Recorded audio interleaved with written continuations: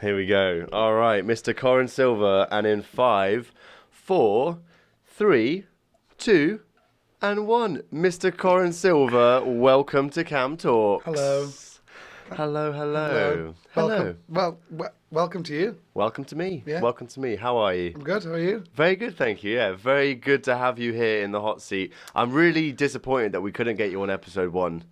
It's going to be episode 3, but look, the reason for that is because we've always done a lot of things new together, right? And this is why I thought it'd be great to bring you in today and talk a little bit about our past, our futures. You know, we have a lot of these conversations. So we've had some memories, haven't we? we've had some serious memories, Mr. Corin Silva, and I'm sure anyone listening is going to find some of the stories horrific and happy, and I've repressed most of them anyway, so it's fine. that's all right. Scratch them from your mind. So look, Corin, why don't you just explain to people who you are, what you do, just very, very quickly. Come on. I'm Corin. I'm an actor. Is your phone on? Oh, I'm so sorry. I mean, just turn that on silent. Bloody disgrace. Oh, it is, isn't I it? can't. Do you know what? I can't wait. Easy. So the thing is that, dude, this is a podcast. You know, you're an actor, so you're Yes. used to getting your lines in front of you. You're used to doing all the rehearsals. That's true, but I am great at improv as well, so it's fine. Well, look, there's no acting here. You know, I have to warn you now that, you know, this is a podcast, so people don't want to, you know, see anything that's not real and organic. So To be fair, yeah, it already does feel a bit odd. And Yeah? I need to. I mean, how would you normally prepare for you know, anything you're doing with a film or a theatre play? How would you prepare? It depends. I mean, if it was before I met with the director, then I guess I'd just read it a million times, and then you just see what comes. You see what makes people. I've seen you reading your scripts, man. Like you take it quite seriously. Do you always get into the method acting? The method is, I don't know, it's quite a broad term of different people's. It's amalgamations of everything, but I don't know. It depends. It just depends. Everything, the director, the script, the character. I don't really have a preferred term. When I get a new script, I'll read it a million times, and then I'll just try and crack the character. I'll try and crack the base of them, and then things fall into place. The bass. The base. The bass. Do you like this bass? I like The bass. yeah, It's that's lovely, isn't it? Something. Yeah.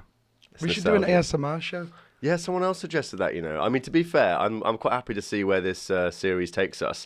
But look, so you're an actor. What is it that first kind of got you into acting in the first place? I don't know, actually. I think I was just really good.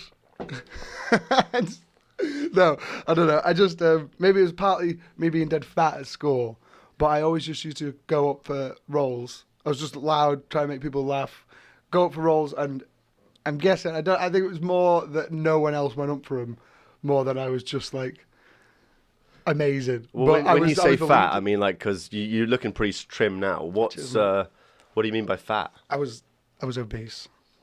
I was morbidly obese as a child. Morbidly. Morbidly. Wow. They used to do this thing at Mackey's called a Mega Mac meal. Wow. Yeah. But they got rid of it now. Fucking Jamie Oliver probably, but it was 4 burgers, 3 pieces of like a Big Mac with two extra burgers in it, and I used to get a Mega Mac meal large with a Coke, and then I would also get on the side a Mega Mac. Wow. Yeah. So, I mean, 8 patties. You obviously, you know, so you've got a few Good times. insecurities stemming from your childhood, obviously. What was it that kind of made you change? Because I have seen a photo of you as a young porker, but you know, like we all have embarrassing times when we're younger. What is it that made you kind of get into shape? And I mean, did you ever decide? No, I didn't even try. I mean, this last week, yes, I've actually, for the first time in my life, counted calories and meant it because of a potential role, which is exciting. Yeah. I don't know anything else about it, but we'll see.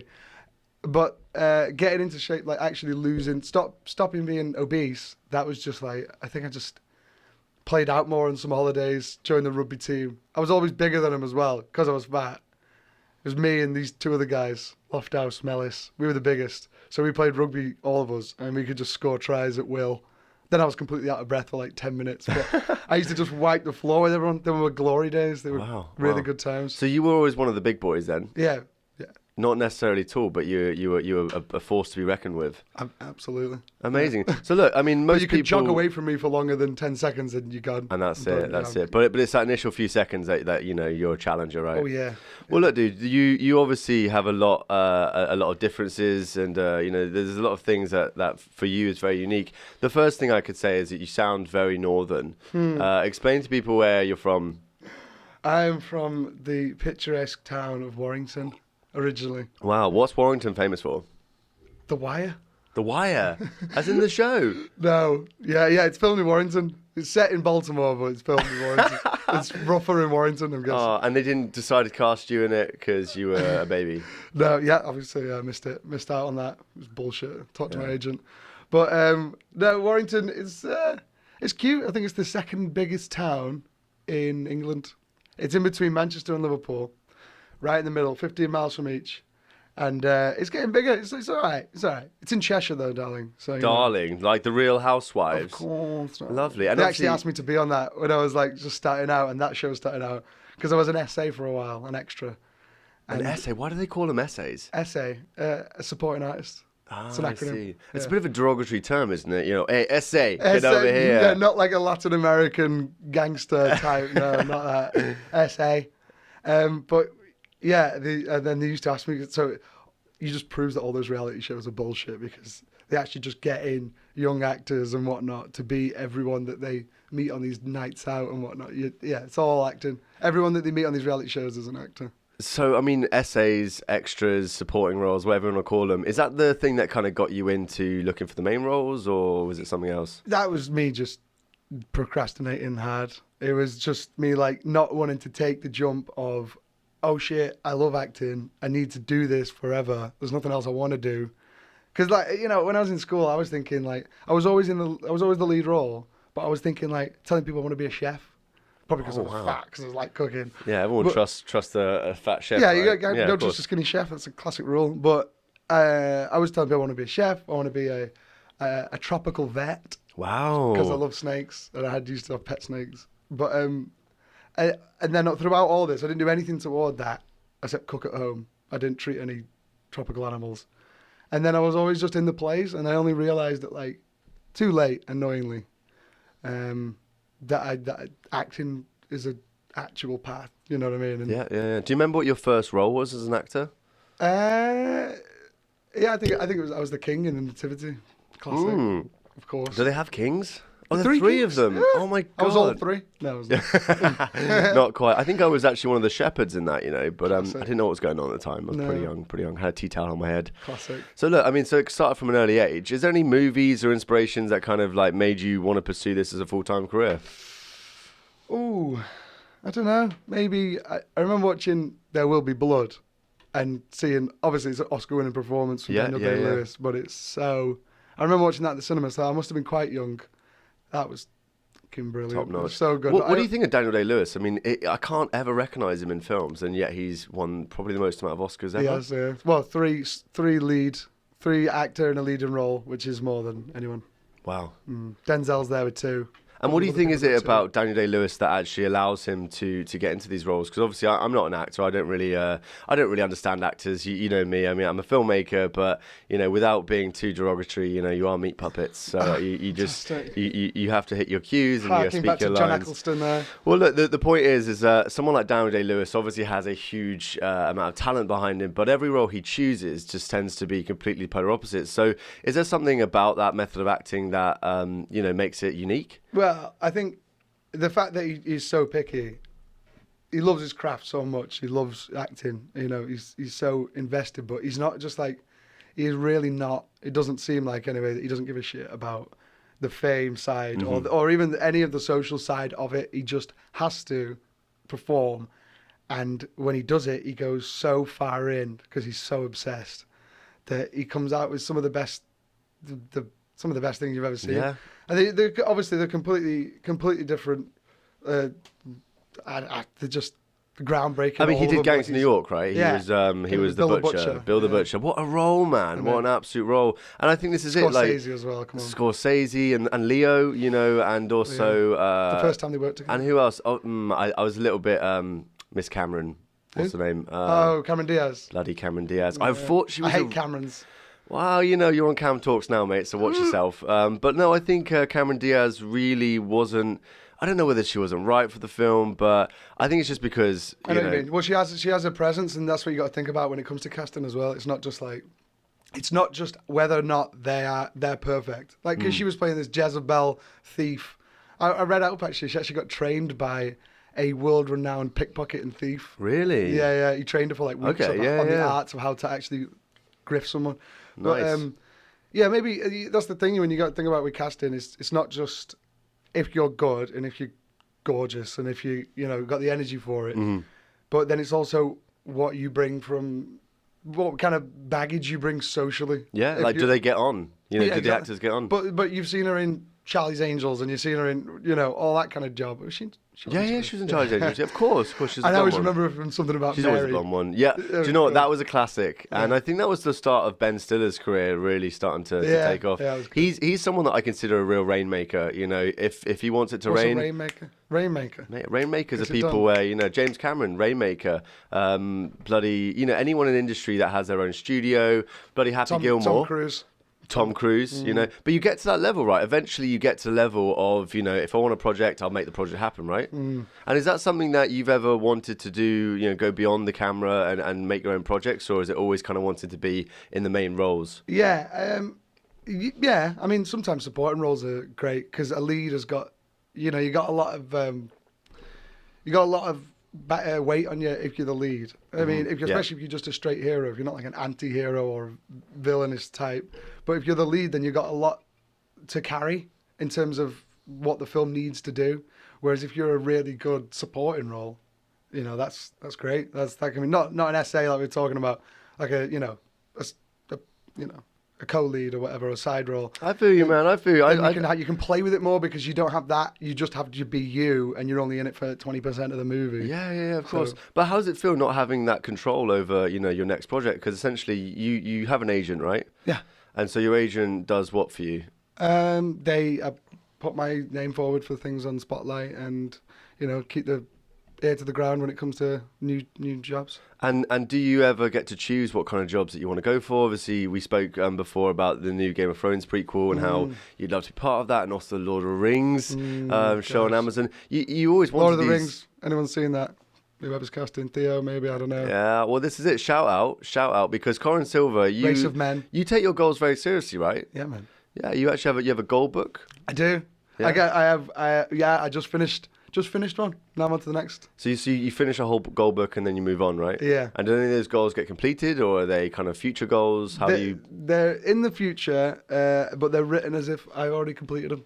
Oh, interesting. And they're big ass goals, big things that you've not achieved yet, but heading toward. And of course, one of them was to be a lead character in the Lord of the Rings series, right? Got to keep it there, man. But look, I heard a vicious rumour that the Lord of the Rings series have already cast. Well, there's 5 seasons, it's fine.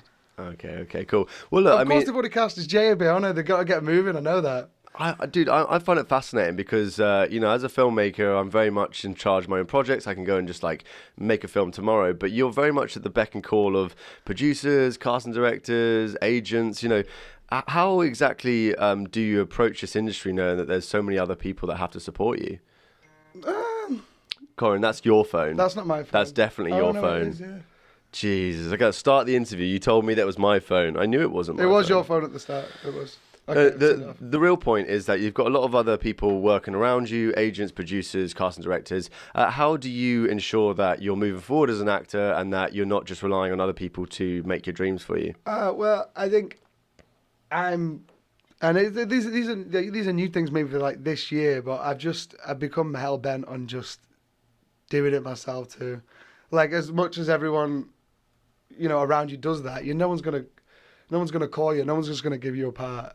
If they don't know you, of course you can be lucky and then you get seen and then But now, I need to do it myself. So the latest thing I've been hitting up is just emails. I'm seeing great films online, and instead of just watching something passively, now I'm looking at it and I'm like, oh, what did this? Who cast it? Who directed? What did they win? Where did they go in? What's the next film? And then I just get in contact with them, and I've just from starting it, at first it was like you just got this apprehension because you don't know these people and you've never really done this before, but sending the emails and then getting a response, and as soon as you get one, you're just like, oh yeah, amazing. This is so the right way to go forward. And now I'm talking to a new director that we've never met. I've been for pints with a couple, coffees with others, and then it's been good. I've made loads of new mates, and it's been great. And then also working on social media as well. I've been doing that for like maybe a year. Only on Instagram, to be fair. My Twitter's rubbish. I can't stay in the loop that much. I really can't. Well, I mean, it's interesting because you're actually probably one of the most proactive people I know on social media. Well, I mean, look, let's face it, man. Yo, dude, I mean, this guy is killing Instagram. So as an actor, you're always having to find new ways of getting yourself out there, getting seen by people. Tell me about your Instagram strategy, because it's quite a unique strategy, and obviously a lot of people follow you and they engage with you a lot. Yeah. This was your idea, actually. It was my idea, but look, I mean, but honestly, with ideas are nothing, implementation's everything. You have implemented quite a unique Instagram strategy. Yeah. So give us a lowdown on what it is exactly. Well, I don't know. I just started doing scenes, mostly monologues. To be fair, I'd like to change to scenes. So if anyone wants to shoot a scene, we'll stick it on Insta, let's do it.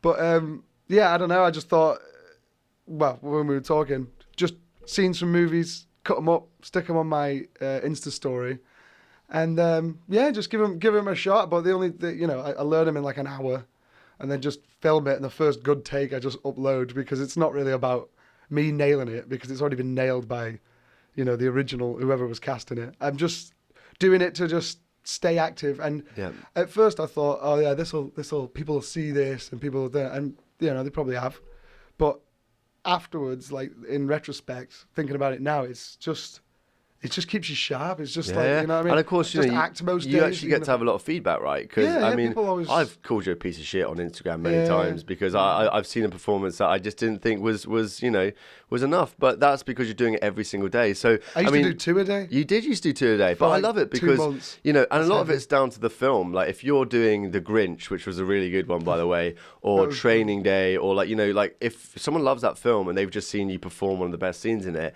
they engage with you, right? And how much engagement do you get from people from these videos? Yeah, really good. It's been nice. Just again, I've met loads of people. People like hit me up saying, from all over the world, saying love that, love this, and it's just nice to chat to. I mean, maybe we'll never work together, but if I'm ever in New York, LA, I'm planning on being pretty soon.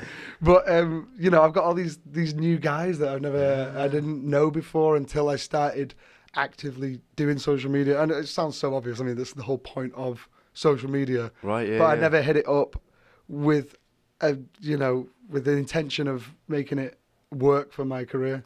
Well, what kind of feedback do you get from people? Because obviously, I'm very constructive feedback. I'm a filmmaker. Oh, yeah. Do you get fans? Are you fan? Do you have like followers? Yeah, I mean, I got some people like say, "Oh, like this one, like that one," and because our messages are about that and other stuff as well. But they'll constantly update it. Some of my boys back home as well. They love it because they're just not in the industry, but all my old mates from school and whatnot, and they're just like I love their reviews because they just tell it whatever that's on their mind. It's like, yeah, fucking smash that, boss, loved it, meant that. And I was just like, I love it. It doesn't know in-depth film analysis or anything like that. No, of course not, because like you move people's emotions in a few seconds, and I think that's the best thing. I guess they're also very well filmed. They're very well composed. It looks like you've got a bit of a setup. Tell us about the setup. How do you create these videos? So what is this? This is the guy. So this one's new, but I've always have I used to get them with just wish.com, just cheap ass ones. But this is Joby Official. A Joby Official. And GorillaPod, which grabs onto things like lampposts and whatnot. And then you click phone in, and then it's also got the little remote thing. It. So I just put it down. There it is. There he is. There you go. And then this guy connects to the phone Bluetooth, which this is a new feature. This is me getting a bit classy. This is fancy equipment, man. Yeah, and then this obviously makes it start recording, stops it recording. So I can just set this up, and it's also it's magnetic, so you could actually attach it to the microphone. To that. It's a bit spacey, that. You get that? It's quite nice. That's 2001. It's nice. Get Stanley in here.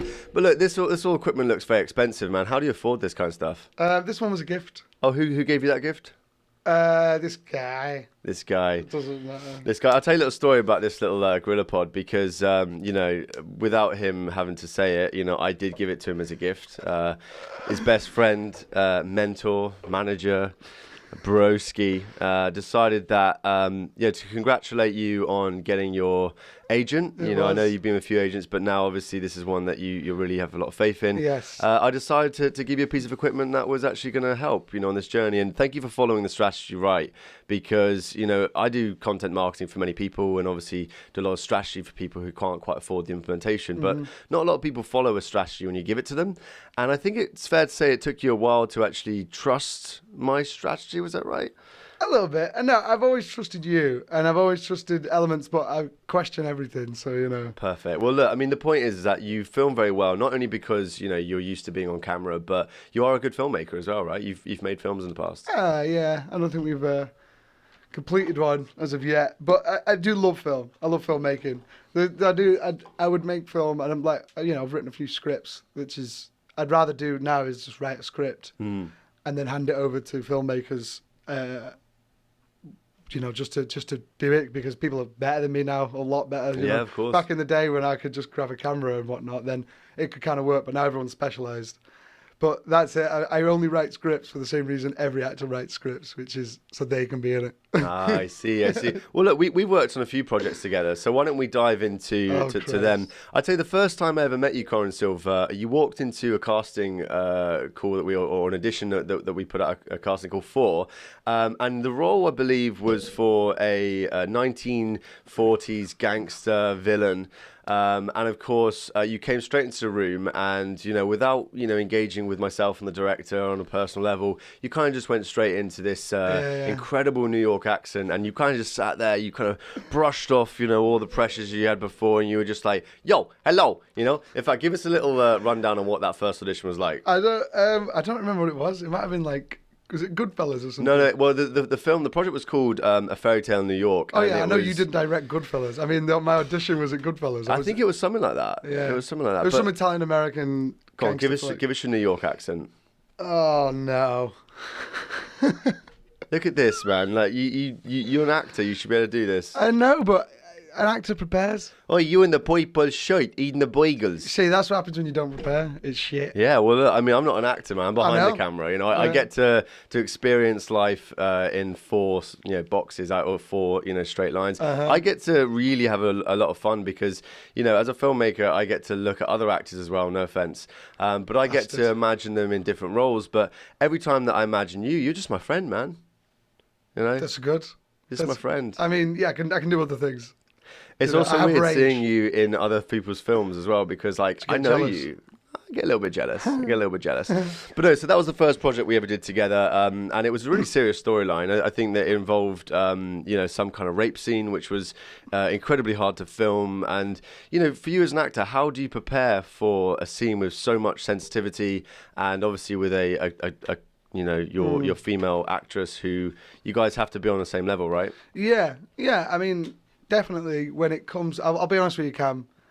I didn't, you know, that one wasn't too, that shoot in particular wasn't too in depth in terms of. Well, of course, we were very young. This is what, exactly. 7 years ago. Yeah, of course, and it was it was based on a song, wasn't it? It was based on Mortal Techniques. Yeah, Techniques. Serious song that. Yeah, no, it is. No, it's heavy, and the Mortal Techniques amazing. But yeah, for that, I mean, we're all young, of course, but there wasn't much preparation because it was a bit run and gun, wasn't it? It was part of the college, wasn't it? It was like it was obviously a student film. It was a student film. You know, but obviously we had a lot of people there because we did. You know, there was a lot of people taking it extremely seriously. But sometimes I think, you know, that film school life. Sometimes I've seen, this is just another note, but like I've seen that people can come in expecting everything to go by the book, whereas actually you got to be a bit free, you got to be a bit guerrilla, or always keep a bit of guerrilla mentality. Like even the big dogs in Hollywood, they still go out and, you know, they don't know exactly what's going to happen. Yeah, I think the film school can prepare you so well, and of course it does. But then when you get out there on set, it's the real world. Well, that's it. I mean, it's a teamwork as well. Like, that's a whole team process. I mean, I went to film school, but it was post-production school, right? So I studied post-production for TV and film, learned how to edit TV, film, commercial, stuff like that. And when I worked with people from film schools, I found this, production schools, I found that they were very reluctant to pick up a DSLR, very reluctant to use, the guerrilla style, equipment. I believe at one stage we made a film where we had a big cable dolly, so a big piece of rope that went through the forest, and then we had I built this little DIY hook that went on it, and we just zipped this camera, and that was amazing. It was great, but we had about 10 people sat around, wondering what we're gonna do. And they were complaining about that's not the way to do it. It's like, piss off, man. We're getting the shot here, and then there's me sprinting down through the woods, diving over logs and shit. That was good times. It was. So Corin, we worked on a project called Mud, Blood and the Book of Spells. Yeah. This was a Harry Potter fan film that I wrote, produced and directed, along with a whole load of other... All rights to Warner Brothers. All rights to Warner. But this is interesting because we tried to run a Kickstarter campaign that would initially raise, I think it was about 30, 40K. Yeah. And we did all right. So what happened essentially is that we decided to make a trailer for a Harry Potter fan film. Of course, we got you down to a park in Manchester somewhere. I believe it was the Heaton Park. Heaton Park, absolutely. And we basically got you to act this scene with a bunch of Snatchers, and Snatchers are the evil villains in Harry Potter, and you were playing this character who was a thief, basically. You were a wizard and thief, and you get mugged by some other Snatchers. And we got you running through the forest probably about 35 times or something like that. And we had this huge camera following you on a big piece of rope that we literally just tied from tree to tree. And we would throw this camera down and it would just follow you behind. And I remember how hard it was to get it exactly right. The focus was hard. It was very hard to get it again and again and again. And the one thing that I realized was that without you, we just wouldn't have been able to go past 10 takes. No. Every single time you and I think the scene was that you were to run and you were to fall over, run and you were to fall over, run and you fall over. You did that 35 times, but every single time you fell over, you gave it 110%. Yeah. Well, I mean, because I was having fun, man, and that's it. Like, you're not gonna. There's actors out there at the minute, younger than me, older than me, probably. And I'm saying this. I'm 25, so I don't have that much life experience. But I feel that it's true. That if you don't, for example, it's like symbolic of that falling over repeatedly. If that doesn't thrill you, even on the 30th time, then you're not going to do it. You know what I mean? You can't do it because, first of all, just the repetition that you're going to experience. It was intense, through rehearsals and on set. But it's just like, I just love it. I love that. I enjoyed every one, the last one as much as the first. You know what I mean? And did you get any injuries from that shoot? No, I'm bouncy, mate. You're bouncy, all that chub. Oh, no, shut up. I lost the chub by then. Yeah, absolutely, man. A little bit. And it was lovely because that was kind of the first project that we kind of came together on, and we really worked really hard. And obviously, the project itself wasn't successful on Kickstarter. Multiple reasons, including IP. Cease and desist, I believe, was Cease the main and desist, yeah. A phone call from Warner Brothers telling me that if this project was to succeed, then we would be in a financial... All of the brothers were on a group call. It was terrible, man. Down, knock your head in. But look, I mean, I remember getting a call from Warner Brothers saying that the Kickstarter project for the Harry Potter fan film that we had just put out there was in breach of their IP, and that, don't worry, Cam, because we see how your filmmaking is, and we, you're on our radar. And by the way, if you want to apply to the Warner Brothers Academy, the apprenticeship scheme, there you go. And of course, softly just said, please just cancel that project. Well, I mean, it is their right, but it's Absolutely. a shame that they did that because it wasn't going to be of detriment to the franchise. Well, exactly. It was a really nice trailer. It was on USA Today, I believe. Yeah, I think that the trailer itself was ABC's Good Morning America. We managed to get it played in that. As a Guardian, BBC. We managed to get the message out there, and of course that's why we popped up on Warner Brothers' radar. But even after sending JK the script, I believe I sent it in a little parchment paper, like a scroll. I believe you went outside her offices in Soho. I did. She lives in Soho. She got office in Soho Square. Yeah. Sat there like a dreamy, wide-eyed filmmaker thinking, I'm just going to grab her on her way in and just hand her this massive script. It was a fantasy. But look, fan films in general have struggled to really take off because, yeah, I mean, the IP is owned by the studios or by, the writers. But George Lucas has done it best. He is really an advocate for Star Wars fan films. I don't know whether it's changed now because of Disney, but essentially he's all been on the lines of, look, if you're a fan of the film and the franchise, then please go and make your own versions, and that's just going to bolster. I love that. Of course it does. Yeah, you can't. There is nothing that can hurt the success of Star Wars. Exactly. Yeah. It's never going to get affected. There's a brilliant Lord of the Rings fan film called Hunt for Gollum. Yes, I've seen it. Yeah. Fantastic. Talking to the director, so he's a good guy. But it's great. It's a beautiful film. It's really good. Yeah, do you know what I mean? And it's like, yeah, do it, man. You love it. And plus, it was a book first. Do you know what I mean? It's Tolkien. I know. It's like you want to be in that world, and people want that world more. And the only thing that's going to happen if someone enjoys a fan film is after they watched it, they might be like, oh, do you know what? Let's watch the trilogy. Yeah, absolutely. You know what I mean? Let's buy it on Blu-ray. Well, dude, I mean, that was the project that really started me off in the video marketing world because, after getting a huge amount of success, getting the trailer on Good Morning America, seeing your face on American TV was incredible. I didn't even see that. Getting the project in the BBC, the Times, the Guardian, the Independent, the Hollywood Reporter. I then got a message from a PR company to ask me to come and do some stuff for the North Face. And this was like my first ever commercial job, right? And I remember being at film school and literally saying to my film lecturer, I've just got this job for the North Face. I have no idea what I'm doing. Like, help me, And I got full support from my film school. Shout out to FutureWorks. And I remember going down there with a load of kit that I had absolutely no idea how to use it. And I went into this gym where the client was there and, I was having to deal with the aircon being on and trying to do interviews with people running on treadmills and just all the while having the full support of my film school just to distract the client. And of course they didn't know I was a film student. They asked me if I used to do feature films. I'm like, yeah, of course. But of course then that led on to doing big work for Nike, Coca, Adidas and all of them, man. And I guess being a filmmaker first was what allowed me to move into marketing so easily. And so think about marketing in the way that you do at the moment, which is that you're very much about your personal brand, right? So getting your face out there into many, many places. Out of obscurity. How do you go about documenting other people's projects? Because I know some people are very delicate about, you can't take photos on my project. Or do you think that filmmakers really understand the importance of marketing in the modern day? I mean, maybe. I mean, that's it. On indie films, people do want to release. I don't get when, like, I'll be on an indie film and they got this, like, NDA job going on. It's like, mate, no one knows us. NDA, you mean like a non-disclosure agreement? Yeah, kind of thing, like, don't post anything online. You mean like a promise on paper to never screw you over? Well, kind of. I'm just saying, like, don't post anything on social. You know what I mean? No social. But it's like, I get that for big shows because people are anticipating, people write up articles about it, and people love to leak that stuff. There's loads of Instagram accounts just for leaked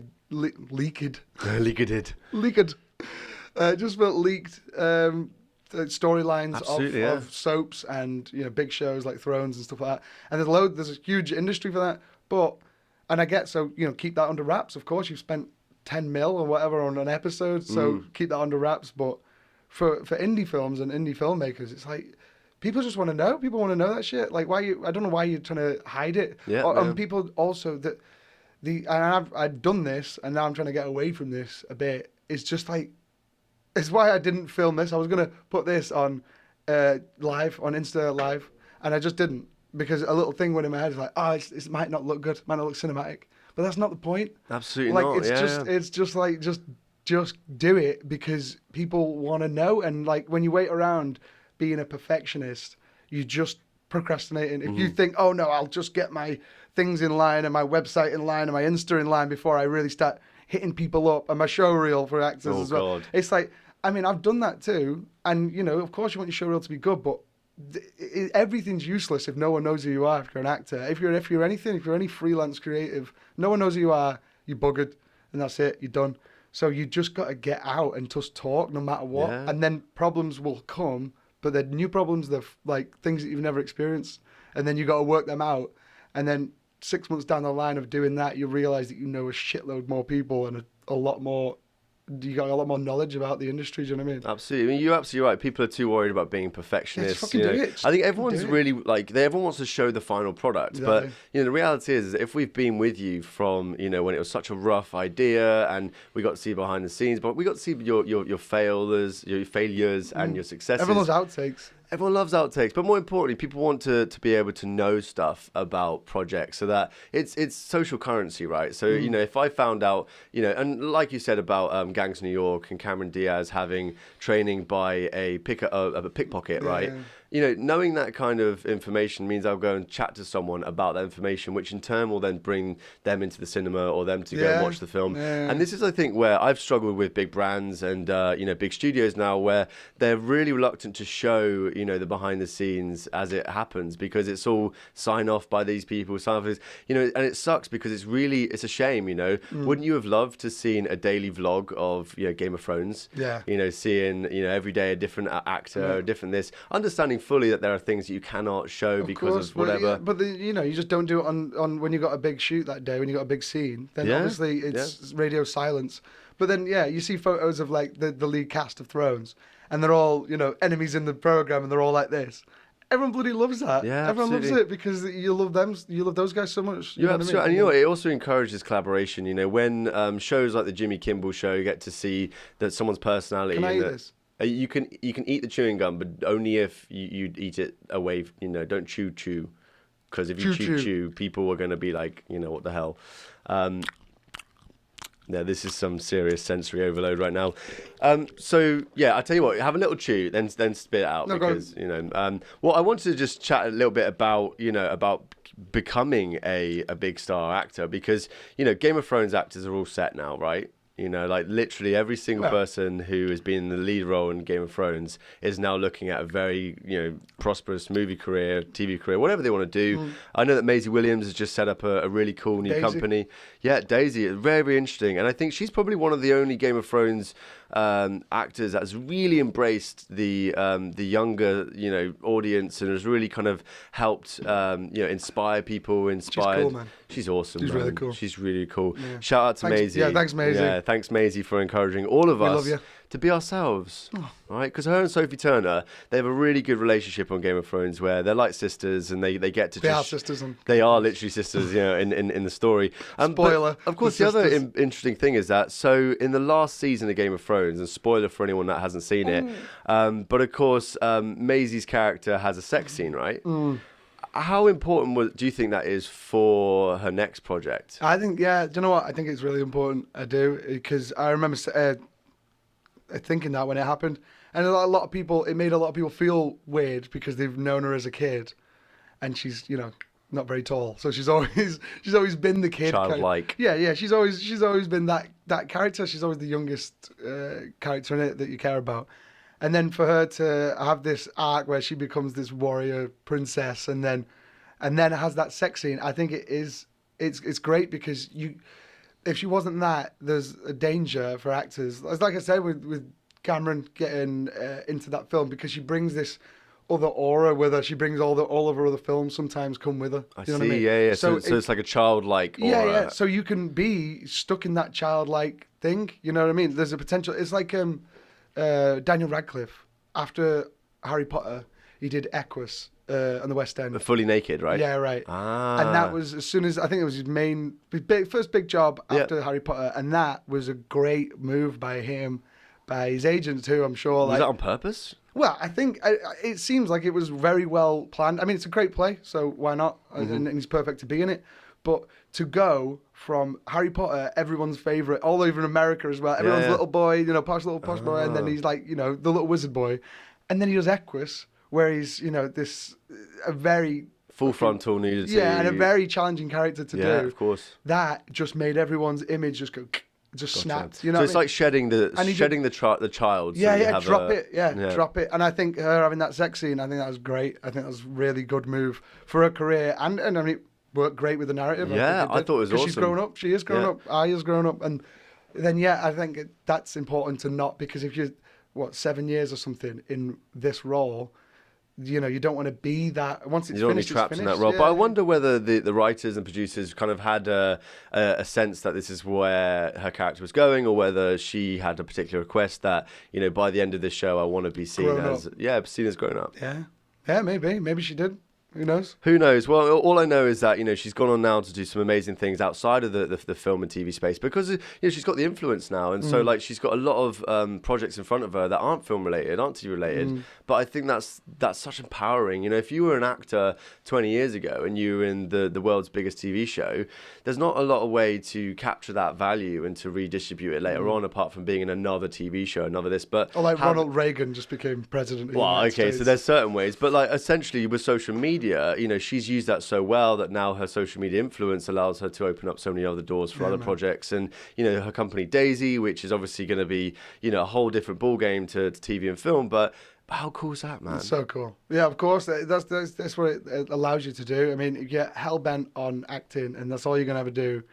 Then I think, and this was my thinking anyway, you need to just laser all the way, get to a place, and don't plateau, but get to a place where you're safe, because you got to be cranking all day. Yeah. You got to get to a certain standard, so then you can assess your situation. And if you go to a standard like being on a show like that, then you get you got leeway. You got a bit of slack to do things, to do other things.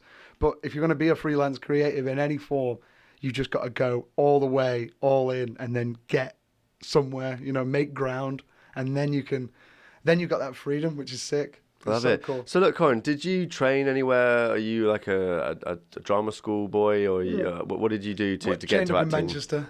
It was good crack, and then I also trained with David Johnson, who is a genius, fantastic. David Johnson, acting coach. Oh, fantastic! Up in Manchester. So you've done a lot of training then. What's it like training in the acting world? Is it? I'm imagining it's just a lot of improv and different. Yeah, roles. Well, it's different stuff. Scene work, improv. I mean, there's loads. I feel though, for me anyway, and this is not to say any other people's path is any more or less. Anyway, for me, learning on set is it, man. Like you can't act unless you live. Yeah. That sounds so wanky. That. No, you have to have experience. You got to have life experiences. You got to do stuff. Yeah. So just go do stuff, and then that is like being student shorts, and then get slightly better shorts, and then get just always moving up. But I wouldn't say no to any. Like now, it's just if a script's good, I'm in, because I love doing it. Yeah. You know what I mean? And that's where you learn. That's where being on these like tiny sets, bigger sets, whatever. Being an SA as well. That's an extra, right? Yeah, being an extra. I loved doing that when I was like 16, 17, 18. It was great because I got to go on huge sets that I wasn't serious enough about my career. I wasn't. I mean, what exactly have you been in as an extra then? Anything that we know? I can't talk about that. You can't talk about it? No. Oh, you don't want people to know you're an extra? No, you have to find me. You can find me if you like. Yeah. Well, this is it, because obviously all the films you do and stuff, you have an IMDb page, you have a Spotify page. Spotify. Sorry, what do you call it? Spotlight, that's the one. Sorry, I mean, I'd work with a casting agent, man. I couldn't be bothered to talk to 100 of you a day. But like, you're always looking for the bigger project, always looking for that next project. What's going to be the next on your horizons then? I mean, what I've actually got booked. Yeah, what would your ideal job be, man? What do you want to act in? I'd love to just be in. I don't know. A series would be nice. Is it important to know though? No, I mean, because every job I've done, I wasn't expecting any job, because you only know about anything when you hear it. But you know what I mean? You hear about it, and then it's part of your life, and then shit, I want that. I want to be in that. I'd like to do that. I mean, I'd love to just be in a long running series, something where I can really have a good character and then actually get invested in it. Because on stage it's great getting into a character and you got the live audience, and then for a short, it's good, and of course you can enjoy it, and sometimes it's nice to only do a couple of days. Feature, same thing, you can get more into it. But if you got a lead character on a long series, like a couple of seasons, man, it would be incredible, with good writing as well. Yeah, of course. Different directors coming in and out. Like I'm reading Bryan Cranston's autobiography. I don't really read autobiographies, but someone told me this one was good, and Michael Caine's, which I just bought as well. Oh, wow. But it's A Life in Parts, it's called. and obviously now it's just got onto him getting Walter White. So Malcolm in the Middle guy. Yeah, Bryan Cranston. Do you know what? It didn't come to my memory. So what? I mean, what did he start out like? How was Brian's career going? He was cracking on. I mean, he was going to be a copper when he was a kid, and then he rode around America on his bikes for 2 years with his brother.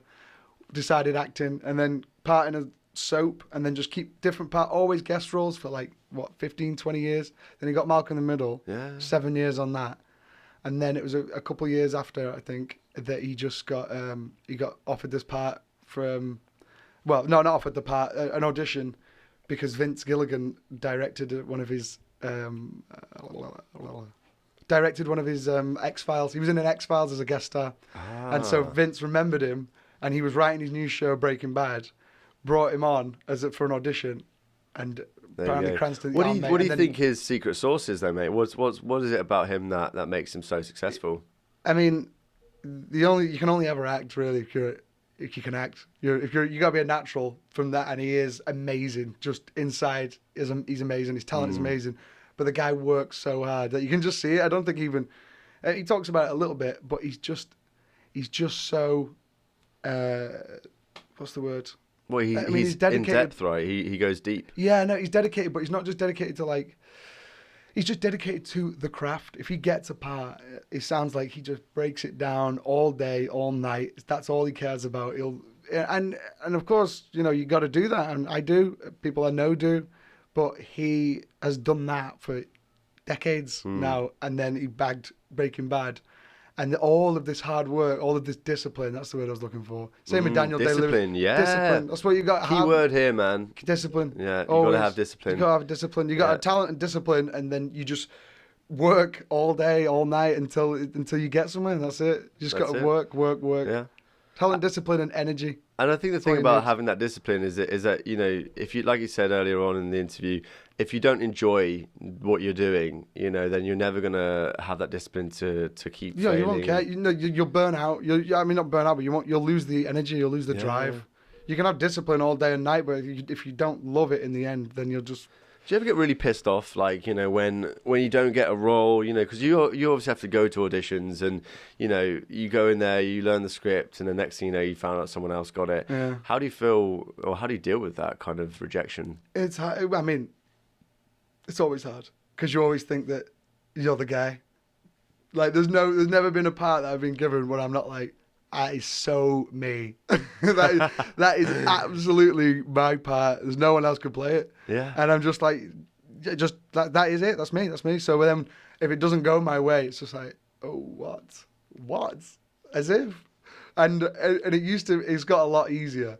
I remember like this time last year, I was up for what was going to be probably one of the best things I've ever done in terms of exposure. It was a good script. It was nice. It was on prime time. Wow. And it came down to me. It was a supporting role, but it came down to me and another guy. And for whatever reason, it didn't go on. But like 2 recalls, and then I think from the first audition, so they're teasing you. Yeah, man. Well, for the first audition, they were just making decisions. But from the first audition, when it was down in Portobello Road, to the final, when I finally heard, was about 6 weeks. Oh Christ, that's a long time to be waiting and just and going in maybe 3 or 4 times, sending different vids, changing accents based on the new brief. And why? Well, what are they asking you to do? The brief of the character changed at one point. For the final one, it was like, oh, he's changed now, different accent. And so I had to go in at that in a different way, which is I'm game for. I was excited because I was still being considered. Yeah. Kept checking in, and then when that didn't go my way, and as I say, it was like me and another guy apparently. And some people were on board with me, some people weren't, some people were bored with him, some people, And so look, what do you do to fight back, to get back up on that horse? You just, I mean, that was my first big, that was a big blow for me because I was so excited for it. It was great for the role, I know it was. And you get excited, man. Oh, I get excited. I get excited about bloody sunsets, mate. Like, if someone tells me that there's a potential role in anything, I'm frothing at the mouth big time, always. And then it's good because even if it doesn't go my way, it's fine because I just get excited again like 2 seconds about something else. Yeah. And then you just stay focused on that instead, and that's what you do. You just sometimes you can wallow when something doesn't go your way, and that is and you feel sorry for yourself really, but you're just being a little, it's not good. You're self-serving. You're being sorry for yourself, and you're being selfish as well because you got shit to do. You got shit to do, and people who rely on you always, and so you just got to lick your wounds quickly and get back on it. You know what I mean? Send some more emails, go for another meeting, or shoot something yourself. Like Get back on the horse. Yeah, you know what? Those Insta videos, I use them as just therapy. Yeah, I was dead sad a couple of weeks ago, and I just chose a sad script. I think I might have been talking to you, and I was just like, I was really upset for days, and acting makes me happy always, and it keeps me occupied, and I can put days into it, weeks, and I was there feeling sorry for myself, super sad. Come back from Glasgow as well, so I got the blues. Oh God! And then the hangover. Yeah. Well, I don't get hangovers actually, but so I was like, I just needed to do something, so I just got a script that was about it was similar. The themes were similar, and performed that, and made the tears. I did about 10 takes, and that was just me on my own. Like having therapy really, because I was just crying about what is actually on in my head whilst doing it through the script of, I think it was Brokeback Mountain. Of course. Well, look, which is an amazing script. So look, I can just use it like that. Without trying to take a quick detour, where I'm going on some fucking tangent. No, it's good, man. I mean, I'm really interested to find out more about the audition process because the phrase can you ride a horse? Yes, I can ride a horse. I mean, I know you can ride a horse. I've seen you ride horses. But do you ever get a moment where a producer or a director says to you, "Oh, Corin, can you play the flute?" And you're a bit like, I can learn, but I know that if I don't say yes, I might not be considered for it. No one looked too far into this, but anyone can do anything. Like, of course, if I'm going to be hell bent, I love it. Look, if I was going to play Mozart, and then they say, "Oh, you can play the piano," I wouldn't say, I wouldn't be like. I would know. You know when the limit is. But you put in the time as well, right? I can get stuff done. Yeah, Someone says, "Can you do that?" and I've not done it in a while, or I've never done it. Yeah, I can do it. But isn't and then I'll go start doing it. That's the joy of being an actor. Is that you kind of almost get to learn skills as a job. Whether you're doing a kung fu movie or you're doing a movie where you have to be absolutely shredded, it's like you'll go away and you'll become that person, and then you will forever have those skills and those lessons, right? Yeah, I mean that is a really nice point. I mean, there'll be some actors out there. Probably Tom Cruise is a good example again, because he's done so many bloody action films. Absolutely, yeah. The amount of skills that guy must have. Oh, he's a stuntman all over. He's an absolute brilliant stuntman, and he's obviously, he's developed that over a long time. So what we have to do then is we got to write a role for you as a billionaire, and then you'll work out how to be a billionaire, and then we can just fund our own projects. Yeah, I like it. Yeah, get into character. Yeah. How do you get into character? Do you ever go and find real case studies or real people? Yeah. How do you approach that? Well, I mean, if you're actually doing a biopic, which I've not really done. I've done some like reconstruction crime show, which is good crack. Like Crime Stoppers. Oh yeah, do you know what I love? Oh God, I love Banged Up Abroad. Oh, such a good show, man. Yeah. A friend of mine did one, and it was such a sweet job out of nowhere. Looked like a drug smuggler, a real one, obviously. No, he looked like the guy, so he got the part, and he's a good actor. And then bang, he was off to I think Brazil for 3 weeks, 5-star hotel, pretending to be a drug smuggler, no dialogue because that's not what I mean. Yeah, reenactments, right? So they're just like it's such a sweet deal. It was just a deep voiceover. Yeah. No, because the real guy, the classic spoiler alert for every episode of Banged Up Abroad, and they zoom out. And then they're still in prison. Yeah.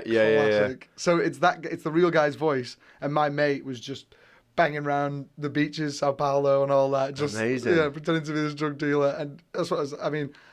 Yeah, that's the life, isn't it? Such a sweet little job. I mean, you've got a lot of friends in the acting world, right? And obviously, is it hard to see some friends doing super well? When they get their big break. Do you ever feel like when is my time? No, man. I mean, I've always, and that's it. You got to have this. You have a jealousy, but it's not like it's not like this horrible bitter envy. But it's just that. Like I said, when I think I'm perfect for every role, I want to be every role. I want to be every part. I want to do it. So I see someone doing it, I'm like, oh God, fuck, I want to do it. Yeah, but the friends and even all actors, I'm happy for them. they obviously deserve it. Even if someone gets the part that I was up for, it's like, so be it, man. Smash Good it. on you, yeah. Do it. And then I course, see some of my friends that are absolutely killing it. Like, shout out to Lucy Arden. Lucy Arden, eh? Lucy Arden, mate. She's one to watch. Oh, big time. You've already watched her. That's how good she is. I mean, what's she done? mate, you've seen her in Hannah. You've seen her in Game of Thrones. Amazing. You've seen her in the third Death Race, I believe. Wow, but look, I mean, it great. sounds like you've got a lot of good influences around you, and I think we've spoken about the idea about surrounding yourself with 5 people who you want to be most like in the effort to have their sort of charisma and their passion to rub off on you. So who are you hanging around with exactly? Is it just actors? Do you hang around with filmmakers? Yeah, man, that's it. I hang around with filmmakers and actors mostly. Yeah, and then I got my guys back home, of course. They're my old school mates. But if I'm about in the city or if I'm in London, we hang. We do hang. We hang. We hang quite a lot. Sorry to break we broke the wall there. No. Listen, we actually hang. The important thing is that we've known each other for about 7 years. I'm going to say 7 years. Yeah. I went to Manchester 2010. I think I met you in 2012. But I think, the reason why we get on so well is because, as we were saying early on in the interview, there's roles that I can put you in that I just don't have to worry about you complaining because, you love it so much. I do remember one time we went up to the Lake District to film a film about a homeless man who lives in a forest. He's a bit of a Bear Grylls. And he lives and works and does everything in this very native caveman way. And of course I said to you, okay, Corin Silva, we need to get you bathing in this lake. And it's probably November time, and the water must have been minus something. It but was bad, man. You stripped down fully naked, on camera, and you went for a swim in this lake in the Lake District. And it was a glacial river or whatever the fuck. That was fucking cold. That water was so cold. And I was filming you from all these different angles, and in honesty, the only thing that made us stop the the multiple takes was that I think hypothermia. The assistant director was like, yeah, Cam, that's your last take. And I'm like, what do you mean it's my last take? He's my friend, like he'll do it, right? I would have done one more, but I swear to God, when I finally got out of there, put the foil blanket, towel, quilt. Yeah. Well, we took care of you, man, right? We took care of you. It's so weird when you're in the cold water like that. You get out and then you go hot. It is weird. You actually go warm instead of cold, and then your whole body's red hot, and you're like, "What's going on?" And then I felt like I was just gonna keel over. It was pretty crazy. It was good. Well, look, you've got a massive amount of commitment to your craft, and I know that because of all these many times. Has there been any other challenging times in your career where someone's asked you to do something on camera that you're maybe not so happy about? I don't know. Yeah, I mean, but it's not that I'm not happy about them. I just need to. If something sounds a bit like it's a bit crazy or it's different, it's not just a shot reverse shot. Chatting. It's whatever. It's extreme in any sense. Mm-hmm. Then as long as I can understand why it is happening, then I'll do anything. I mean, if that's what the character would do, if that's what they would do in that situation, then that's what I'll do. That's it. Absolutely. A show I was in, Peter DeLeek, a stage show with a friend of mine, Rishi Pelham. Oh, shout out to Rishi Pelham. Shout out to Rishi Pelham. What a guy. What a guy. Rain Dance, 2019. Coming up. Yeah, official selection. But, I mean, Peter DeLeek, that was one of the first times I saw you on stage as well. Yeah. And first time I met Rishi Pelham then, and I figured he was quite an eccentric introvert. Yeah, he's a fantastic writer and director, and I believe for the whole show you were pretty much naked. Not for the whole show, man. At least 50% of the show you were naked. No. And also spoilers. I don't want to give too many away. We might do it again one day. Well, it had incredibly dark themes that were realized, if you know what I mean. He didn't shy away from anything, and that took a lot of heat from that. But it's truth. It's based on true stories. A lot of it is built together from different things that Rishi knows, and it's all his story. He brought me in. But yeah, in that there is nudity and there is horrific scenes of abuse and whatnot. And that at first, when he told me, I was just like, fucking hell. That's when he told me, he could give me the part where he said this happens, and I had to just have a drink. And I remember we were up in Manchester, and I was just thinking about it for 10 minutes because I've never been naked on stage. And yeah, we did it. And then I said yes, and he got me on board. And then that's it. When you start to work out the character, and I understood the character Heath, I realised that it has to happen like this. It has to go down like this. And Yasmin there, who's amazing. Yasmin Al-Qaderi, brilliant. And when it finally came down to it, also, when it did, when it happened on the first show, and I don't want to give it away again, but I was there naked. And no one was expecting it. A curtain was pulled down. There's me in the dark in this horrible situation with my... With your willy hanging out. With my willy hanging out. I remember. My mum, my dad, my brother, and my sister were on the front I row. was actually behind your mum and dad and sister at the time. And I didn't tell them what was going to happen. They don't, I don't think your mum and dad had a clue what was going to go on. I didn't have a clue what was going to go on. And when I saw you perform on that show, Pizza League, and I saw, the particular scene that you're talking about where you are naked, it was tough. And not because of the fact you're naked. Genuinely, your performance was quite horrific in terms of what you were doing. And then, without giving anything away too much, it ends on a real, it's just a shock and awe, right? It's a weird end, isn't it? Yeah, it's hard because as soon as it ends, everyone's then like, well, what do we do now? And I think it is about sexual abuse, and I think that is a theme that Rishi, the director, wanted to really shine a spotlight on, and that meant that as soon as the show had finished, we all just started talking about. Well, I didn't start talking until I was so shocked that I didn't say anything. I remember you coming out after getting changed and everything and saying to me, "Cam, this is my mum, my dad, my sister." I didn't say anything. I was just like, I can't talk because I was so shocked at what I've just seen, and that's Rishi for you, right, man? Yeah, of course. He's a writer like no other, mate. He's brilliant, and then that's it. Like, it sounds weird, but at the end of the day, I'm an actor, right? And as heavy as that was, that whole experience was really heavy, and we did it again at the Fringe, and we did it for a longer time. By the end of that, man, after every performance, I was just like, I couldn't speak to anyone for about an hour and a half, 2 hours. Wow. I was just there, like, drinking, just on my own, just because I was getting in this head space of this guy so much that it rubs off. But then even through all that and through the themes and these huge talks that we had with audience members, which was amazing, people stayed. We had like groups of like 10 strangers that watched the show, and we'd go for drinks with them and stuff and just talk all night, and it was amazing. And but even through that, I loved doing it. You know what I mean? And that's it. Course. You play someone at this the caliber, you get this dark, you go that into someone, and it's not me, so it's still, I love it. It's still a massive thrill to play these abhorrent fucking guys. You know what I mean? Like, well, you did it well. You did it well. And of course, so just kind of segueing. We'll segue into another thing now, because for actors, I believe that Shakespeare is like Marmite. It's like a love-hate relationship. A lot of actors try and stay away from Shakespeare. A lot of drama schools will want them to do something like that. What's your experience of doing Shakespeare? Yeah, I mean, he's the guy, and he obviously. He's the guy, man. He's the G. He's the dude. And yeah, he's incredible. Of course, all of his work is some. But do you find it tough to do work that is so old and it's not old in a bad way, but obviously it's timeless. Though. Yeah, what I've never done is perform Shakespeare with pentameter, with the rhythm of how it is written, which is what they do at the Globe and stuff. Well, the RSC do.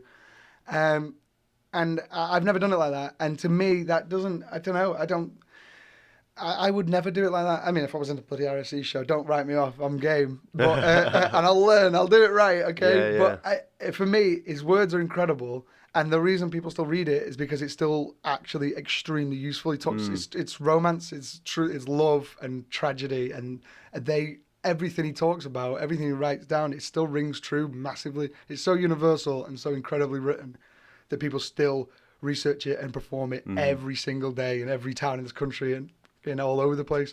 But for me, it's that pentameter that keeps it separate from people, because people see it and they don't understand what's going on because the rhythm of the speech is not modern day, even though the words, some of them aren't modern day either. But I like to perform it with a modern sensibility, with a modern twist. But I mean, it's not a twist. Everyone does it. But that's when how do you put your twist on it? Because No, that's like, I mean, we've done a bit of Shakespeare together, and you know, seeing you do that was really inspiring because I think because we were filming it, right? We were filming it, so it was much more about blocking and making sure that you hit your points. But like, how are you going to reinvent something that is so old? Yeah, that's it. It's not about reinventing it because you always got to hit the exact words. Of course, you got to hit the script, but it's just understanding. If you say that was a soliloquy we did, you understand the whole piece, absolutely in his language, and then I like to write down because once you've understood it, you can do whatever, and then just write down like da da da. Oh, that means this, and just write the same speech as you would write it. But then you perform that. You're not on film, but you perform that. So you understand what you're saying. Yeah. So if you turn his text into your text, into your version of that text, and then perform that. You perform that in your flow and your rhythm, and you don't try and put in pause or you don't try and hit anything in particular. You just hit emotion and the text, and then when you get a feel of that and go back to the original, then you have your own way of doing things, you know what I mean? Because I mean, a lot of these words. Do you know Spark Notes? Everyone knows. Yeah, of course. Mate, they do a side by side because my dad gave me a Macbeth when I was a kid, and it was a side by side. It was an old book, and now you get them all online, and you get the side by side. They do the same thing, and I've used that as well. When you can just see, and you perform that one that's like modern day. It's nothing Shakespeare, but it's what he's on about. Then when you get a feel of that, you go back into the script itself, and then you give it like you don't try and hit what they would hit in the. I mean, it's tough, right? Because, I mean, I guess, I'm a big fan of Shakespeare. I think that, his work has inspired so many storytellers. But, the words are so old that, you very rarely understand what they mean. And so, I guess part of the benefit of going to, like a drama school is that they study, Shakespeare in such depth. And, maybe the modern remakes of these are tough for people to watch because they don't quite understand the context behind the words. And that's really tough, right? Because, I don't even think a lot of these words exist anymore in the modern sense. No, they don't. Some of them do, but that's it, and that's why changing the flow can make you understand it. Like I can sit there through. I don't know all of Shakespeare's plays. I can sit there through one I didn't know the story of, and it's performed incredibly, I'm sure, by the RSC, and I don't have a fucking clue what's going on. Yeah. Because I can't follow it because the language isn't used as much, and they're performing it in this way that goes like da da da. But if you did the same script but you said it like we're talking now, like da da da, you know what I mean? Then you could follow it because it's the way that language moves in the modern day. It's not just about, you can get the text but you can't get the flow. Absolutely. So, I mean, it's interesting because a lot of, the experiences that you've had on film and trying to get into character roles has come with the help of a few people, right? You've always had mentors, people in your life. How has mentorship kind of helped you in your acting career? Yeah, it's so important. You got to get mentors. Like, you just absolutely must, because you don't have a fucking clue what's going on. Like, there's no way. What do you mean by mentors though? Like, just someone who, if it's acting, then it's got to be someone in the industry, someone who's been around, someone who's been around the houses and done it before. And you can find it, and they don't even have to be that old. That there's certain mentors for sure, because they'll hopefully have some wisdom with age, but a mentor, because you've mentored me plenty. Oh, I appreciate that, man. I mean, well, mate, likewise, Yeah, man, you're one of my fucking absolutely cornerstones of my career. Cry. That's what you are. Well, I love and then, John Eccleston, who we're both fucking mentored by as well. Yeah, absolutely. What a legend. What a great guy. Amazing puppeteer, voice artist. He's brilliant. And he's just been in the industry for so long that he knows a lot. And then David Johnson, my acting coach. Yeah. Incredible. The guy's been working professionally for 50 years. Everything he says is gold. Well, dude, this is the thing, isn't it? Is that I think mentorship is completely underrated, and I think people need to understand that. Everyone's looking for a quick fix for something. Everyone's looking for a way to be successful, but I think without understanding that there are already people out there who have already got what you want, and that if you can offer them something in return for their time, then they're happy to work with you and share their experiences. But it's hard, right? I mean, because how do you even find a mentor? Because is it right to say you've just stumbled across them? I guess so, but you think you stumble across these things, but what it actually is that you were out on sets. Do you know what I mean? It's like people say that you get luckier the harder you work, which is true. So you got to put yourself out there, basically. Yeah. And I'm not saying that I'm working solid, like hard as fuck all day. I'm not working hard enough. Well, because you're creative, right? You just. Well, that's it. Well, you got if you're not on set, you just got to work. You got to do stuff. When you're up, you're down, you're down. There you go. Yeah. That's it. But like, that's it. And so you come across these people when you are in a position to come across people. You find mentors, and you can find mentors in other places. I'm guessing like a mentor could be someone famous, someone that you've never met. You can get mentored by an actor through his autobiography. You know, like Bryan Cranston, he's not mentoring me personally. Yeah, but I mean, how are you supposed to get in touch with people like that?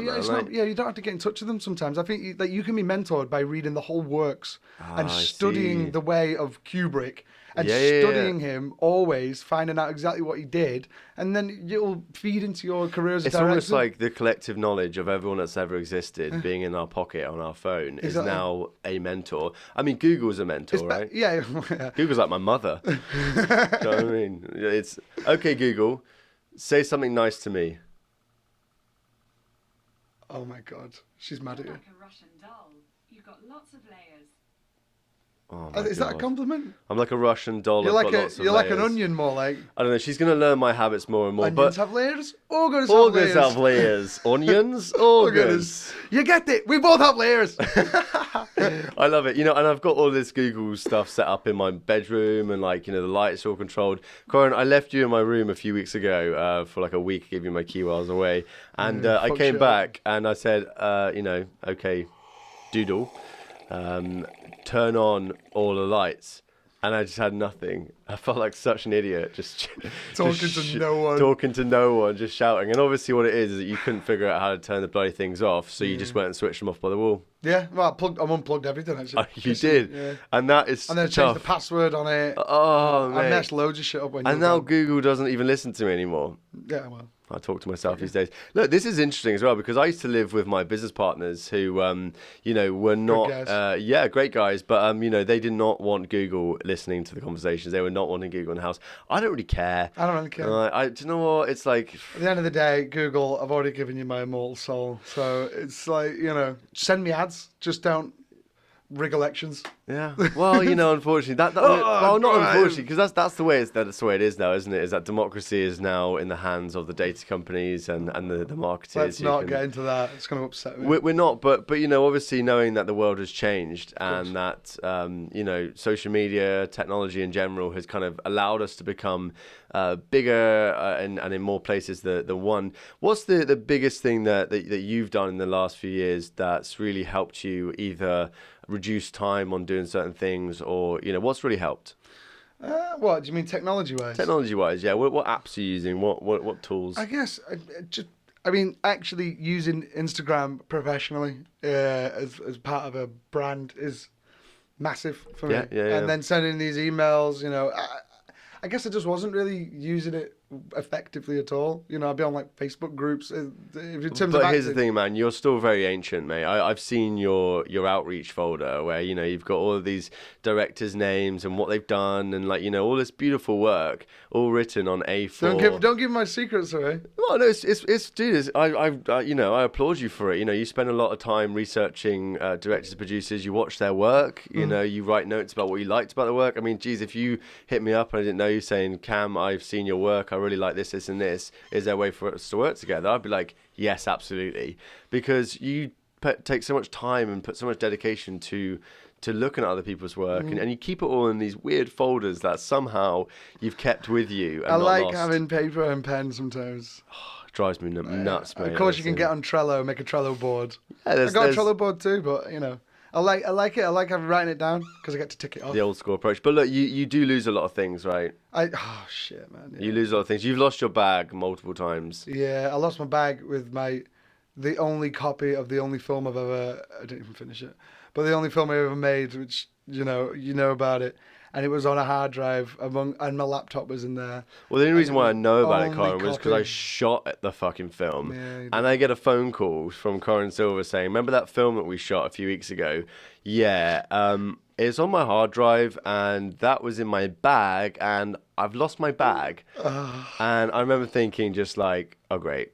Do you know what was great though? People came through for me on Facebook there. Yeah, you did a post, right? Put out a post, put a little picture of like a similar bag and a similar hard drive. Gave them not the spiel because it was legit. You know, help me. I was in deep shit. And you're in bits, man. I remember you were so emotional. And I put this post out, and it got like 600 shares or something. And then people were like telling me that they've not got it in different towns, and I'm like, I shared it in this town, shared it in that town. Turned out a florist found it and gave it to a copper. No. And the copper was just sitting on it it was gone for 4 days, which Wow. was a hard 4 days, man. It was so upset. I blame it on Buckfast. You ever had Buckfast? You mean the drink? Oh yeah. The wine? Yeah, I mean the drink. Cheap wine. No, it's not that cheap. Tonic wine. It's Wow. good shit. And tell me, where exactly did you misplace this bag? I was having a bit of Buckfast out in the street, and I just put it down, maybe smoking a cigarette, and I just walked off. You literally I just literally left just your... took it off, swig, you know, maybe have a slash, and then just into the night. And Corin Silva. yeah. Well, look, I mean, but Crazy. you found it, right? And you found it through the power of social media. Yeah, So, yeah, look, yeah. I mean, there's Someone said I've got it. there's something to that, right? You know, you Yeah. put out a post, 600 people share it, and next thing you know, your bag is returned with the movie that we made together, which you were then able to put in for your university. Yeah. Good. You lucky boy. Lucky boy. Lucky That's me. boy. I'm a jammy get sometimes. Yeah, but you know, I think that's part of your character, isn't it? You know, and people love you for it, mate. They really do. You're always the person that, you know, in the darkest moments on set, you can always guarantee that Corin's going to be happy, you know, because he is. But you know, I often worry about you, Corin, because I often think, well, look, if you're happy all the time, Yeah. when are you sad? Oh yeah. You know, I get sad. But I you know, probably not healthy to do emotionally, really. But sometimes I get sad, and I'll just, instead of actually dealing with it, I'll just be like, oh shit, you know, I'll just use this in a film. Ah, so you trivialise your sadness. Yeah, no, I'll get it, and I'll be like, oh shit, and then like I said with the Insta stories, but that wasn't on set that week. Yeah. So then I was just like, I'll just try and get rid, and there's things playing on my mind, but I'll just get rid, and I'll try and like that, because then later I can have these unsorted emotional strife that I didn't. I love it. I So didn't you deal with. bottle it. Yeah, get to bottle it, and then you can kind of release it. It's good. Wow. It can be Bury good. it. Bury it and save it for a rainy Repress day. and release. Repress and release at will. Interesting. Yeah. Wow. You're an emotional guy, mate. Yeah, You I know. guess so. But that's what makes you a phenomenal actor. And I think actors in general have to have this, emotional depth to them that, I mean, it's a lot of self-awareness, but it's also a lot of just letting it out, right? Yeah. Like Yeah, of course. crying. Do you cry? Yeah, I cry. Yeah, I like to. What makes you cry? My place, loads of things. It's usually Movies make me cry. Movies and girls, mostly. Movies and girls. Oh, heartbreaker. Heartbreak. Oh. Bit of heartbreak. It's never hurt anyone. Yeah. Not really. I But mean, I and then watched- I'll save it. This is what I do. Is I like to, if I'm gonna cry, get on some music, right? Some whatever, different genres, different whatever, and then I'll go on. I'll wait for like when I'm on public transport, like the tube, or on the bus, or something like that. And I don't know why public transport's just a great place to do it. Yeah. Or even in public, just walking down like a busy road, because you feel like I've tried to work this out. It's because you feel like you're not alone, but also no one's going to bother you. Yeah. So you're not. If you did it in your bedroom alone, it's kind of sad. It's kind of like So you objectively cry sad. in public? Is that what you're saying? Yeah. Ah, he's a public crier. But So- but I'm not like doing it in, like, on stage in front of everyone. Maybe I'm secretly, Well, I mean- subconsciously, but it's like you just do it in public rather than alone, and it's better because if you're really going for it, someone will probably come up to you and see if you're all right, which they Bless have you. done. Yeah. So are Some nice you, guys on the tube, You're actually. crying so that you can bottle the tears. No, that's and just me then- crying. Sometimes I just cry because, like, if all this bottling business that I'm on about, and then something will happen, like I got my laptop stolen the other day. Oh, I know. And then something else happened, and then I was just going. And it was like, that's not a big enough thing to cry about, losing your laptop. Not when I was getting a new one anyway.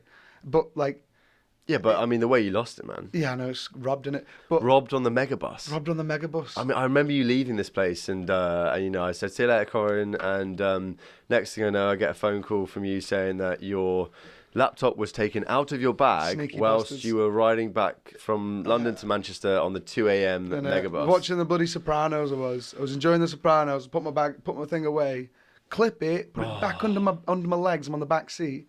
Some bastard goes into it, slides it from under my legs, unclips, slots it out, clips it back, puts it back. Also takes my charger, which was So someone saw you on your laptop on the Megabus, and obviously when you Big Sopranos fan, obviously. You finished watching The Sopranos, obviously. Well, I mean, that's the second run. Yeah, and then you close your laptop, you put it in your bag, and next thing you know, you wake up in Manchester and your laptop's not in your bag anymore. Bloody hell. Shout out to Megabus. Got to improve your security. I mean, I don't know how you're supposed to improve that, really. That's a bit of a shame. But, you know, They've got a camera, and you're not allowed to look at it. Only the police are allowed to look at it, and the police obviously don't give a shit. Oh, did you speak to them then? Yeah, man, yeah. Yeah, and how did they do it? And they were like, oh, no, we can't look at it until the police ask for it. So, obviously, I called the police, and they were like, we're not going to get through to that. And I'm like, obviously not. But it was obviously the person in front of you or behind you or to the side of you, right? Yeah, it was the guy side of me, yeah. Jesus Christ. Well, look, I'm sorry about that, mate. You know, I mean, like, losing your laptop on a public transport. As long as I have my heart and soul. So and I guess the flip side is that all of those books you have of all your contacts, at least they're not going to steal them, right? So you did have, you know, all of your work the next day still in paper form. I did. So that's why notes are good. And I cracked on with my phone on my email app. You did. No rest to the wicked. Well, look, I think that's amazing, man, because, like, you know, you've got a lot of fire in your belly, and I'm proud to know you, mate. You inspire the living shit out of me. So look, I want to give you a little present because is that this? Everyone that comes on this show gets themselves a present, and as I know it even says oh my god. Oh my god, yes. This present is more about something we're going to do in the future together, as it's a project that I am going to be turning into a web series at some point. But just, you know what, go ahead and open it, man. Let's have a look what we got. Love presents. Okay. Oh, nice. Yeah, so this is the Island of Dread. This is actually about a little island called Alderney in the English Channel. Who's it the story of? Well, this is the story of a young Russian prisoner of war. His name is Georgy. Without offending Russian people, I wouldn't want to say it. How do you pronounce it? I think it's Ivanovich Kondakov. Kondakov. So Georgy was a young Russian prisoner of war that was brought to Alderney in the Second World War as, to make him, they made him work in the labour camps. They built about 60, 70 bunkers on Alderney, which not a lot of people understand that Alderney was occupied during the Second World War. And this is part of the British territory, right? Alderney, Guernsey, Jersey, all the Channel Islands were occupied by the Nazis. The Nazis saw this as their ultimate defence, to create the Atlantic Wall. And not a lot of people understand that a bit of British soil had concentration camps, on them. And that is something which is remarkable considering I studied history at school and I never heard once. And they always say the Nazis never landed on the mainland. Do you know what I mean? And they never landed in London or Manchester or anything like that. Yeah. But Guernsey was full of English, Absolutely, man. And this is the thing is that we're trying to now tell a story of, Alderney is unique because, during that period of time, there were English people who were having to evacuate the island. In fact, there's a very good musical play called The Island Story by a guy called Ray Parkin who, it's all about the evacuees on Alderney and their homecoming. So when they came back after the war, they saw all these big bunkers, they saw these atrocities, the labour camps they set up. I think there was about 6, camps where they brought in prisoners of war. About 6,000 people were on Alderney. Fuck. No, this island's small, it's 3 by 2 miles. And during that period of time, whatever went on that island is really unknown. Yeah. But the people that came back to the island had to deal with all of the rubble and the wreckage and the looting and all sorts of stuff. They had to rebuild. And so I guess it's not a surprise that this story was not brought into the school curriculum, knowing that parts of the UK were occupied by the Germans. You thought they would have brought it in Alderney, though. You went to school in Alderney, right? No. I went to school in the UK. I grew up between there and Alderney. Alderney's in the UK. Mainland. But the real point here is just because you're all bloody posh as shit doesn't mean you're not part of the UK, mate. Well, look, in all honesty, the school in the UK was a little bit more, it had a lot more to offer someone like myself. Of course. But I want to tell this story, right? So I want to tell the story of this young guy called Georgie. And the role that I want you to be playing in this is actually the RAF pilot that gets shot down over the beach of Longy in the opening scene, and more importantly, the opening episode, because this is going to be a web series, right? It's going to be a 12-part 10-minute long story about this young guy, and you're going to be basically opening it up, and I'm not going to tell the audience what's going to happen here, but yeah, this is for you, because I want you to understand the history of Alderney, the history of what it was like to be a prisoner of war during this period, and homework, mate. Cheers, pal. The project's in development. We're probably going to be cracking on a couple of years, but yeah, I hope you like it, mate. Very nice. Thanks, I wrote you a little note in there as well. Oh, go on. Yeah. Corin, you're a talented motherfucker and a true best friend. This story is for you. Cam. There you go. Very fucking sweet. There you go. Very nice indeed. Yeah, I mean, I want to tell this story mainly because it's a true story. I never see the Channel Islands on TV and film. You see films like Dunkirk and the latest film Hurricane about the Battle of Britain, but you never really find out what went on in these little islands. Because it's truly terrifying, man. Some of the stories I've read in this book will absolutely grip you and move you emotionally, to the point where I think you'll truly understand the character that I want you to bring to this, the shock and horror mainly, because without giving away too much, this RAF pilot is shot down over Alderney and has to kind of experience one day on Alderney, where he's going to see things that he never thought were happening on British soil. So stay tuned. The Island of Dread, very good book to do a bit of research on. Yeah, man, it's gonna be good. So look, I mean, we're nearly coming to the end of this podcast. Thank God. No, I mean, look, at the end of the day, this is a very interesting time for us both, because I think we've both felt the pressures of of our own work, right? As we're kind of getting more serious about what we do and refining our skills more, we're finding more and more opportunities that are popping up, and the harder ones, right? Things that are going to take problems. That's all you need. New problems, things are going to take a lot more. I guess, I always try and look at problems in the sense of how can I best align my incentives of what I do on a daily basis, right? And, as a filmmaker, I want to be working with you, going into the future. But who are you currently looking out for at the moment? What filmmakers have sparked your interest recently? Oh, jeez. Oh, man. Loads. I mean, I am actually always been terrible with names in all regards, but I get inspired and get excited. Like you were saying, I get excited just all the time. I'll see anything, any little part of even a film that I didn't like truly love. The parts of it where I'm like, oh shit, cool, and I've always want to be on them. Yeah, of course. You know what I mean? I want to be part of everything. I don't really, names in particular. I don't know. I like working with I got a nice base. I got you. I got Rish. I got close friends, Tom, Joe Simmons, Michael. I got these great friends that are great directors, you know what I mean? And they're all set to be special. They're already extremely talented, you all are. And that's nice. It's nice to be in a base of people that really give a shit. Friends. Yeah, man. Friends. No, but that's good because we develop together, and then of course, I meet new people every day. I meet new friends. Strangers are just friends you haven't met, I like to think. So it's always good. I don't know. It's nice. So I get excited daily about everything, and that keeps me. You're like a dog, Corin Silva, aren't you? I've been called that before. You're an absolute dog. A Labrador. Doesn't matter what happens to you, you're always happy to make it. Except on the tube alone, and then you cry. And then I cry. Yeah. You cry a lot. What's what's the films that you would consider up there to be your favourites? Oh man, that's hard. Best films of all time. I can't ever say a number one, I don't think. Okay, give me 3 films that you'd have to take into a nuclear bunker if there was ever some kind of disaster. I'll try it. Okay. Goodfellas. Yeah. Of course. 100%. You're talking... I just watched it the other day and I put it up there in my top 10. Sexy Beast. Jonathan Glazer's Sexy Beast. Yeah. Oh, man, such a good film.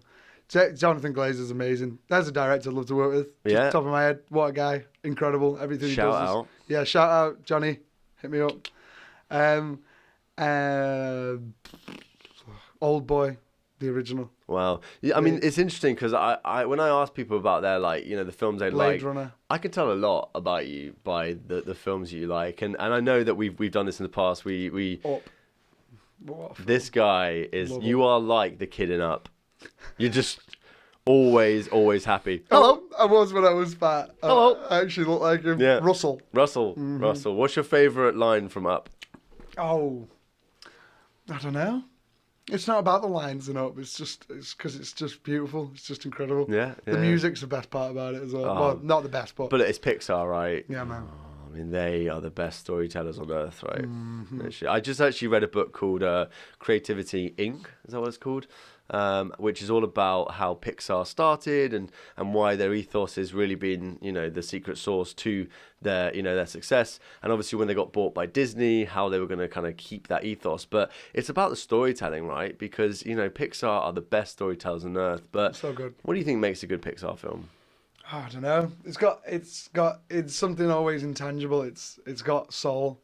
All of them have got soul. I didn't really like Cars.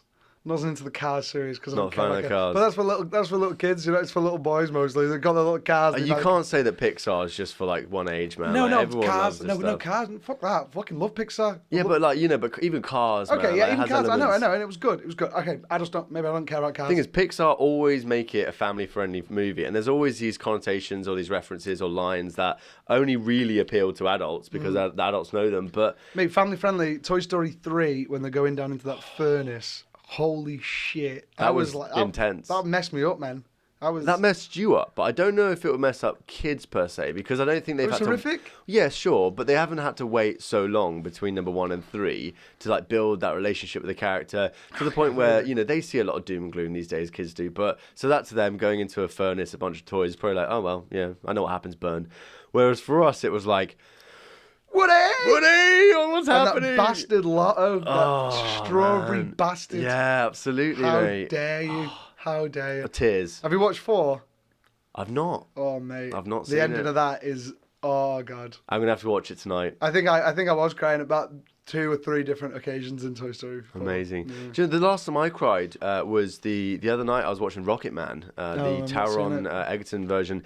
I was actually at Cannes Film Festival when they premiered that, and even though I didn't have tickets to go to the premiere, I saw them all walking and everything. I thought, Next time. it's Elton, right? Who really cares? But now I watched it, and this film is phenomenal, man. And I know that biopics are big at the moment. You've got a lot of Bohemian Rhapsody and all these kind of movies going out, but Rocket Man was different. It was like they had figured out the fact that if we have like a live action version of the story of how we wrote the songs and then seeing them sing the songs, then that's okay. It was more like it was in the fantasy of the songs. It was in the world of the songs. I tell you what, it was almost like Bohemian Rhapsody meets La La Land in the sense that and I won't give away too much, but they break into song at the points when the songs came in his career, and it was such a lovely movie because Taron Egerton is probably going to be like the next Brad Pitt, He's right? cool, man. I mean, he already is Very up there. He can sing, dance, act. He's charismatic. He's got the the ability to do this, and his singing voice was phenomenal.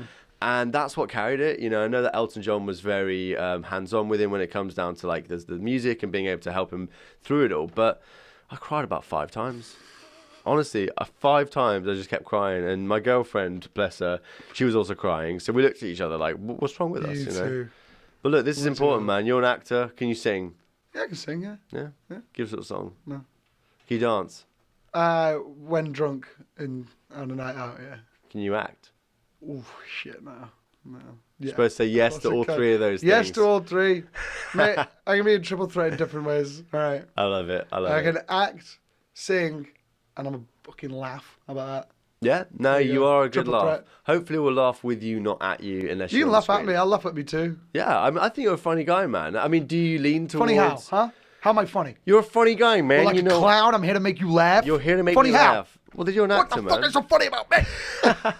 Actors are supposed to bring that sense of comedy and joy and humour to Got to a humour and role, right? everything. Well, do you? Everything. I do. I mean, Schindler's If there List. wasn't humour, no, there's humour in everything. Dude, and if that wasn't a funny film, man. No, there's not about funny. There's humour in every single walk of life. It's just top of my head. The fact, do you know when Ray Fiennes is stood on the balcony Yes. and yeah. you're expecting this big guy comes out topless, puts the rifle over his head and starts going like that. Do you know what I You're mean? absolutely right, yeah. That's humour. That's because otherwise, if it's not funny, you don't go. Look at what's he doing? Oh, mate, the Holocaust wasn't funny. I mean, Schindler's Fuck List off, man. literally gave us the, I'm saying when it comes to acting, when it comes to film and performance, when it's not real life, when anything performance has to have humor, no matter how dark it is. Even the Pizza Delete, there's humor in that. Yeah, yeah. They're not jokes, but that's not what humor is. No, you're humor absolutely is, right. Humor is the only reason why you carry on through the fucking... I think the thing is, though, is that like with something like Schindler's List, you have an incredible amount of preparation and research, and Liam Neeson and Ray Fiennes, is that his surname? Both of them were, I guess, undiscovered actors, but when they brought their role or their performance... They were discovered before then. Really? This Yeah, was like 98, 96, something like that. I don't even know when it was, but Schindler's List as a movie, shed light on the Holocaust, but then, like you said, the characters... I mean, Ray's character was pretty funny. Yeah. I mean, he plays an overweight SS officer or a camp commandant, and there's moments where you laugh at him. There you go. The moments where, and it's horrific. That's the point. The point that humor has to be in it. The bit where his gun breaks and he's trying to execute someone and the gun doesn't work. That is fucking awful. But that's humor. Yeah. That's humor. That's the only reason why you can even digest it at all. If there was nothing in that, people barely watch it. Yeah. You have to have humor to carry this because people laugh at themselves. People are and this is just live. There's not. Oh Jesus Christ! So smash it all you want, mate. It's I cheap. will. Good. People do it, and when I'm not saying about the context of the film, but in just every single walk of life. The problem is that humor. It's such a serious film, and maybe you can forget the film. I mean, well, no, but here's the thing. So, as an actor, when you're being told that you're going to make a film about the Holocaust and we want you to become this character, how do you create a character that is slightly humorous or maybe has these different nuances that you might be at risk of offending people? Well, that's it. Well, you're always going to offend people if you're making something that's groundbreaking, but you just always stay true to what your understanding of the character is. So, the stuff with Ray Fiennes, the character, the real life guy in this situation, he thinks he's funny. Do you know what I mean? He thinks this whole situation's funny. So you play that true, and it's not funny. Objectively, Dude, that must take to a dark place. Then, yeah, of course, but it's horrific. But he is not there. This character, this SS guy, he's not thinking I'm a piece of shit. I'm horrible. I'm a murderer. He's not. He doesn't give a fuck. He's an officer drinking brandy, shooting people at will. He thinks it's funny. So you play that true. You play that. You do what you got to do, and then that comes across. And because that's real life, you don't just be like, I am the villain. I'm black and you're white. I didn't mean race terms. I mean, like, it's not black and white. Yeah, it's not, of course. Everything's fucking grey. Every single part of a person is grey.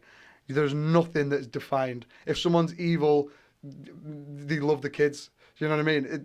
If someone's super, Ned Flanders, then they might be a... Howdy, neighbour. Yeah, they might have some dark-ass fucking nuance of the character that they don't show anyone else. Yeah. And then that is always... So there's never anything that's black or white in humans and characters, of course, because that is just the same thing. We're complex creatures, man. There you go. And I think when Spielberg made Schindler's List, I don't think he ever wanted to make anything that wasn't going to be groundbreaking and just... He makes groundbreaking stuff, man. He's insane. He's Have brilliant. you seen Ready Player One? Yeah, I liked it. I love that film. And I was really surprised by that film because, I mean, again, I cried in that film. I'm a bit of a crier. Which bloody bit?